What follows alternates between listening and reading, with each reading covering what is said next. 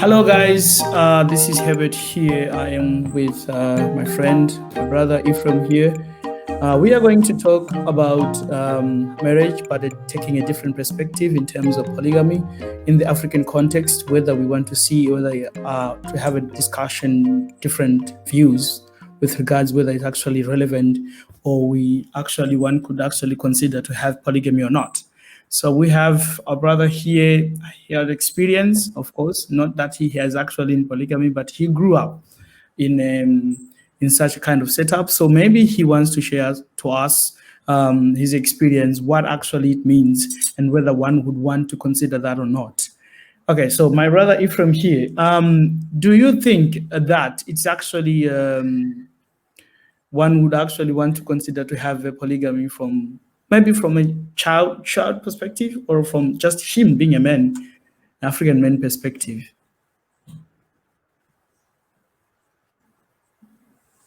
Thank you, Herbert. Thank you for having me. Yeah, as you have rightly said, that I sort of have experience, not because I had more than one wife, or I had polygamy, but because I was born in my father had 3 wives, and 23 children, and myself being number 22. So I did, grow up exposed in that environment, and others, they grew up and also ventured into polygamy as well. Some of my sisters also grew up and then also into polygamy as well. They were married, by men who had more than one wife already. So what I have understood is that polygamy is not just a way of marriage or a way of living. It's actually a culture, it's a tradition, it's a system that has been perpetuated by some level or some masculinity. It's a tradition that has been perpetuated for so many years by a number of reasons. So it will depend, however, with the lens that you to look at it. There are some people right now who will tell you that I will marry more than one wife. Why? Because it's all they know. It's all.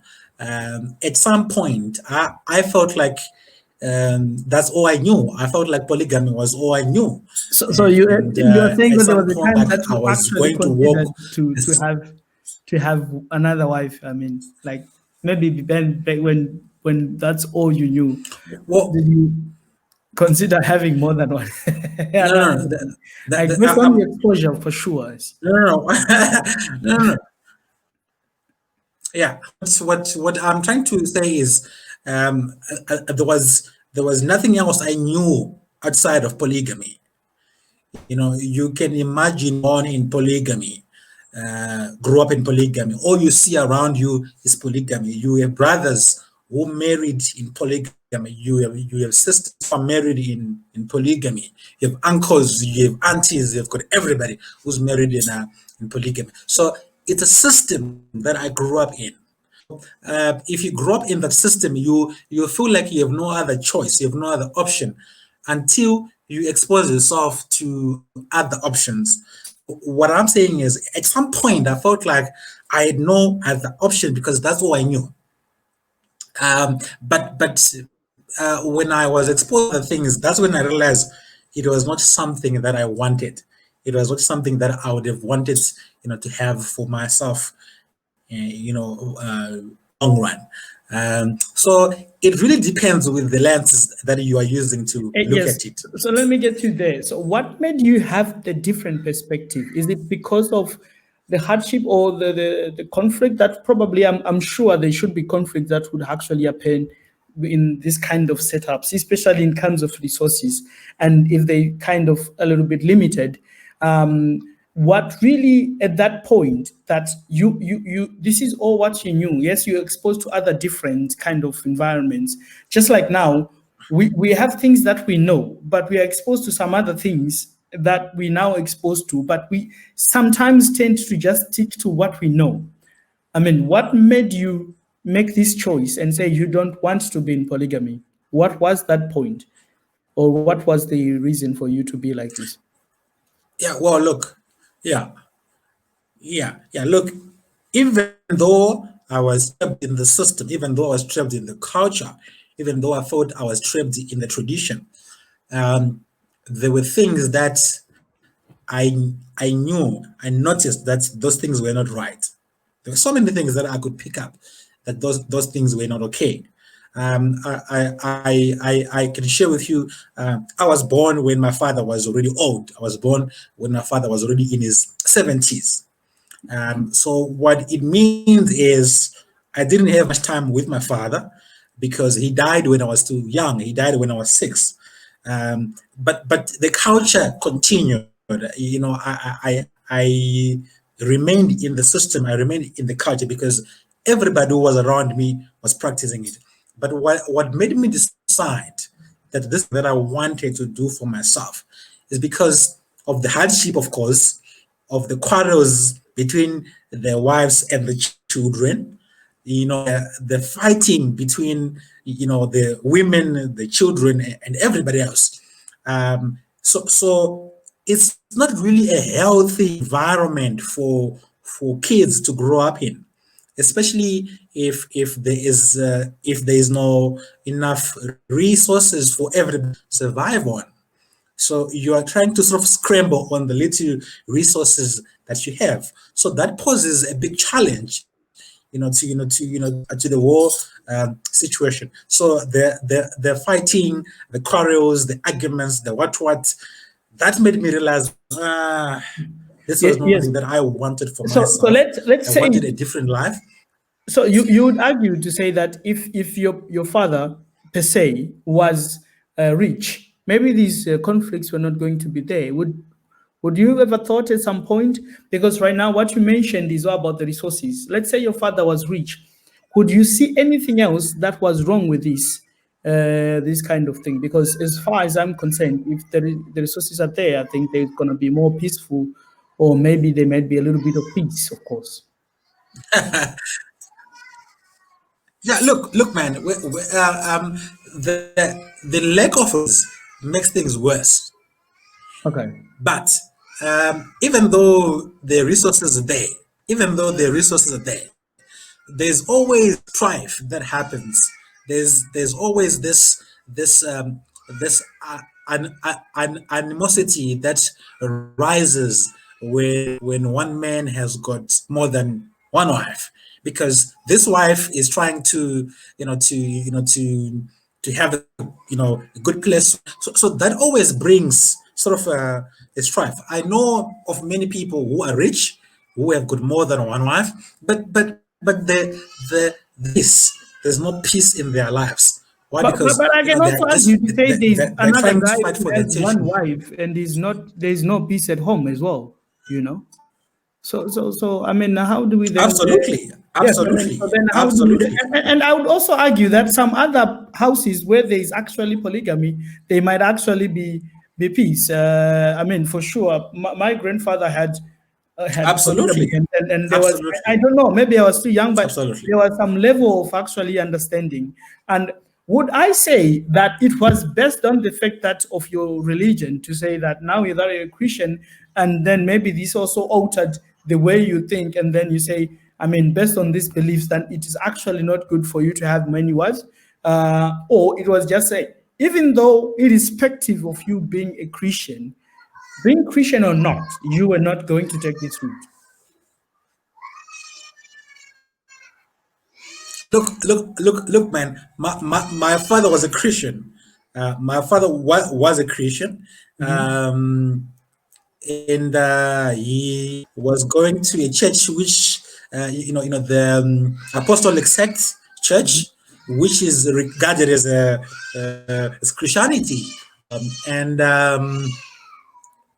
that church still practices there's two practices, up to today, there's two practice polygamy up to today. So it was not really about Christian or non-Christian. It was really a personal choice that I had to make, as a different person, as a unique person. I had to make that decision. I can share with you now. I still have brothers. I do have brothers now who are still married to more than one wife. I still have sisters today who are married. And these people are still Yeah. So it was really.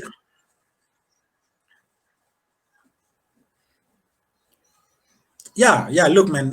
They are okay, but it's not always as rosy as some people might want to put it. Yes. I'm trying to look at the validity of the actual numbers of wives, or whether it's actually, because I am sure there are some men there that actually entirely have one wife and they're not happy. I'm not so sure whether I should use this or not as a validity. Absolutely. Yeah. So I would want to ask you another question. The problem that's happening right now is, at any given time, we are looking at the world that people are trying to have this one wife.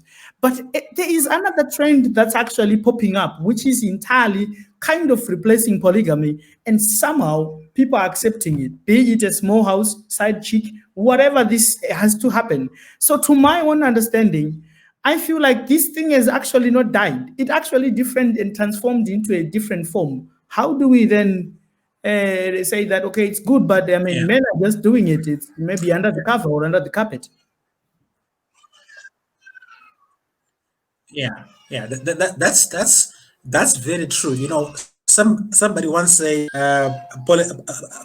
polygamy is a legal way of prostituting. That's what was one person once said, that the practice of polygamy is. I would argue to say prostituting there, because I think it's rightfully your wife.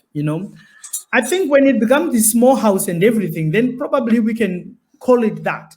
Because if you have got 2 or 3 wives, I don't know whether having wives is a prostitution part. It's this small house part when they are unofficial. I think this is where they become like the concubines or something like this. I mean, that's when I don't know. And look. Yeah, look. It was just a joke that I was just trying to share. Okay. No, I get that it. somebody once said that. So when you look at the context of marriage, when you look at the context of marriage, it depends with the lenses you're using to look at it. But if you have the lenses of the Bible, if you're using the eyes of the Bible, where there is never a point in the Bible where it is advocated to have more than one wife. However, there are some people who use the same Bible to advocate to. Yes, there are some people who use the same Bible to advocate having more than one wife. So it's really a debatable issue. It's really an issue of interpretation of how do we interpret the same Bible? How do we interpret, the same scripture, the same scriptures? And also, there are some people who take a scripture and use it for their own benefits, for their own selfish reasons. This is you taking it from a Christian perspective, but let's say we are talking to, Africans as general. We can have Africans who are Christians, Islamics, Muslim, or traditional people that just have their culture. But as far as I'm concerned, from where I'm standing at this particular time, I'm just saying, I actually feel, and I would argue to say that, polygamy was far much better. At least we had a way of controlling let's say, for example, HIV and AIDS. Right now, if someone has a side chick or something like that, they don't feel anywhere to a point where they belong to anyone. So the issue will be like this. They will be involved with someone else because they're side chicks, so they have got many other side dudes, or I don't know, side men, you know. I'm not saying that during polygamy this was not happening, but there was some form of control, some form of a little bit of form of control. But I mean, now it's actually even more dangerous that Yeah, people are doing it under the carpet. Why actually, maybe if we open up a little bit and say, well, yes, yes, yes, people can have 2, 3, 4 wives, and then they officialize this, we can actually be in a position to curb a lot of things. And this also leads to people or children not even knowing their father at all. They know that that's my dad, but they don't have the access to talk to them. absolutely. Probably you have this thing that you actually say, okay, of course, your dad Absolutely. was a bit old, but you had the time to be with him for that and you could point, that is my father. But for this, I think they are not in that position to do that. Would you actually Absolutely. support this as someone when in someone Yeah, has yeah. Look, witness? yeah, look. You are raising very good points. I would support a person who rather takes the women and bring them home than a person who goes and just have small houses, and plant children, and well, if I am to share with you my experience, we were many children, but the good thing is we grew up together. We grew up knowing each other. We grew up as one family. We grew up as brothers and sisters. Up to today, we know each other as brothers and sisters. So that bond is there. But if a man is going to plant children all over the place, it's going to affect the children, of course. Some of these children are sort of going to grow up with the presence of their father, which is really a bad thing. So if you have a weakness, if you feel that you have a weakness for women, Yes. or you have a weakness of wanting more than one wife, um, rather take them, bring them home than going and sleep with women out there and spread children and not to support those children. So And take so so responsibility. from where I'm standing, exactly. I always say to also people who say polygamy is bad, and I always say if it was bad, I would not have been born. Yes. If Okay. if if it was bad, some of us would not have been born. So what's your stance on this? Do you think that an individual choice? There is no global answer to say no, this is bad, this is okay. In your final remarks, what will be your stance on this one? Yeah, look, man. It's really a personal choice. It's really a cultural sort of a cultural practice that people. It's a practice that people take, or rather, it's a choice that people take based on various reasons. Mhm. For example, the influence of culture, the influence of the influence of religion. So there are so many influences that come to play.